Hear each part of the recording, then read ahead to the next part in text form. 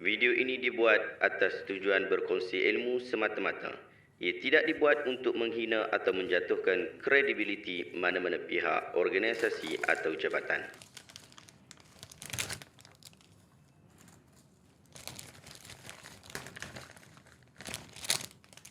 Assalamualaikum warahmatullahi wabarakatuh. Saya Syihabuddin. Terima kasih banyak kerana anda berada di channel YouTube saya dan terima kasih banyak jika anda telah tekan butang subscribe. Kalau belum tekan butang berkenaan, tekan butang itu sekarang. Jika ada video-video yang bermanfaat, insya-Allah akan ada di feed YouTube anda. Sahabat-sahabat, baru-baru ini saya diberikan satu video yang agak menarik untuk kita berikan reaction. Jom kita tengok video berkenaan sama-sama. Selepas tu kita berikan reaction. Kisah ahli kubur yang lain dari yang lain, kuburnya tidak didatangi oleh malaikat mungkar dan nakir. Assalamualaikum sahabat-sahabat. Ada seorang wanita dari Tarim yang telah meninggal dunia dan selepas dikebumikan, anaknya bermimpi berjumpa dengan ibunya lah yang baru meninggal itu, dan dia melihat ibunya tinggal di singgasana yang amat indah. Lalu anaknya bertanya kepadanya, "Wahai ibu, bagaimanakah keadaanmu dalam kubur? Adakah baik-baik saja?" Ibunya menjawab, "Aku menunggu-nunggu malaikat mungkar nakir untuk bertanyakan soalan-soalan kubur kepadaku. Tapi entah kenapa malaikat-malaikat itu tidak datang. Lama aku tunggu hingga kakiku dapat bergerak, lalu aku berdiri dan tiba-tiba runtuhlah dinding-dinding kuburku. Dan ketika itu aku dapat melihat cahaya yang terang benderang dan bidadari-bidadari di tempat yang dikelilingi pohon buah-buahan yang enak dan melimpah ruah. Lalu aku bertanya kepada salah satu bidadari itu, 'Wahai bidadari, di manakah malaikat mungkar dan nakir? Dan apakah tempat ini?' Bidadari itu menjawab, 'Malaikat mungkar nakir tidak akan datang bertanyakan soalan-soalan kubur kepadamu.' 'Hah?' Wanita itu tercengang dan bertanya, 'Tapi kenapa?' Bidadari itu menjawab sambil tersenyum, 'Kerana kamu sudah berada dalam syurga, asbab selawat-selawatmu yang tidak pernah putus ketika di atas dunia.' Subhanallah, Masya Allah, Tabarakallah. Beruntungnya menjadi ahli selawat yang tidak berhenti mengucapkan salam kepada baginda Rasulullah Sallallahu Alaihi Wasallam. Maka sahabat-sahabat, ayo kita semua perbanyakkan lagi selawat. Cubalah buat 100 kali setiap selesai solat fardu, iaitu 500 kali sehari, atau sekurang-kurangnya 300 selawat sehari. Tapi paling baik buatlah 1000 atau lebih sehari jika mampu. InsyaAllah inilah syafaat yang menyelamatkan kita di akhirat nanti. Amin, amin ya rabbal alamin. Silakan share video ini untuk ajak lebih ramai orang untuk berselawat. Cuba bayangkan betapa ramainya orang berselawat nanti asbab perkongsian tentang selawat dari kita. Allahumma salli ala Sayyidina Muhammad wa ala ali Sayyidina Muhammad. Alhamdulillah, kita telah menonton video berkenaan sama-sama tadi. Jom kita berikan sedikit reaction berkaitan tentang isu ini. Pertama, apa yang saya dapat faham daripada video ini ialah wanita ini mahu menggalakkan atau mengajak orang untuk berselawat. Lalu dibawalah satu cerita daripada mimpi seorang anak yang mimpi kepada mak dia. Yang kita tak tahu anak tu siapa, mak dia tu pun siapa. Kita tak tahu. Dia tidak disebutkan nama mereka berdua. Kita tak tahu juga apa tujuan disembunyikan nama kedua-duanya. Masalah yang lebih besar ialah hujah yang wanita ini gunakan adalah mimpi seorang yang majhul dan tidak mampu dijadikan hujah. Tetapi mimpi itu seolah-olah menolak penjelasan-penjelasan tentang ketetapan datangnya mungkar dan nakir yang disebut sebagai dua fitnah di dalam kubur nanti yang akan datang kepada setiap orang di dalam kubur, dan hadis-hadis berkaitan tentang isu ini sangat banyak. Dalam isu mimpi, Nabi SAW sudah sebut di dalam satu hadis. Nabi kata, "Inna ru'ya thalathun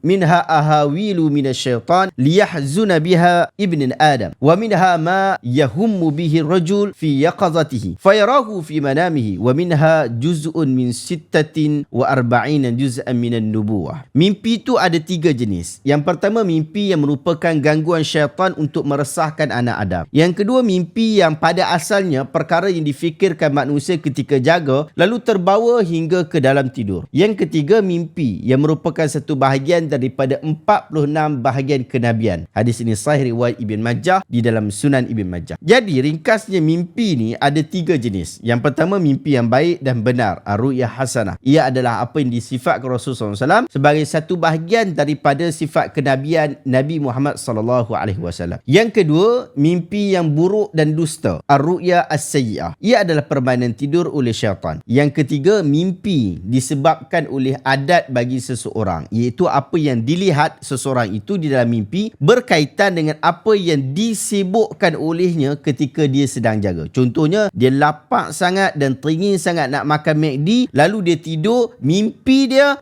makan McD. Jadi mimpi anak kepada wanita tarim berkenaan, jika benarlah cerita ni, kalau dia bukan cerita yang bohong, kalaupun benar, boleh jadi dia di dalam kategori yang ketiga, iaitu berkemungkinan dia sedang begitu sedih di atas kematian ibunya, lalu ia terbawa-bawa di dalam mimpi dengan harapan dia mak dia terlepas daripada fitnah kubur, terlepas daripada soalan yang berat daripada mungkar dan nakir, lalu dia bermimpi dengan mimpi berkenaan. Bahkan tidak ada sesiapa pun yang hidup pada waktu ini yang boleh confirmkan adakah ia benar daripada Allah atau ia permainan daripada syaitan, ataupun isu yang ketiga yang telah kita sebutkan tadi. Jujur sahabat-sahabat, saya tidak ada masalah untuk orang ramai nak memperbanyakkan selawat. Ajak orang untuk memperbanyakkan selawat. Tak kiralah orang yang ajak ni dia tu Habib ke, daripada Tarim ke, daripada Kelantan ke, daripada Perlis ke, daripada mana-mana kawasan, ataupun dia ni Tok Syekh ke, Tuan Guru ke, ataupun TikToker. Saya tak ada masalah untuk menyokong sesiapa sahaja yang mahu memperbanyakkan ataupun mengajak orang memperbanyakkan selawat. Nak tetapkan bacaan kepada 10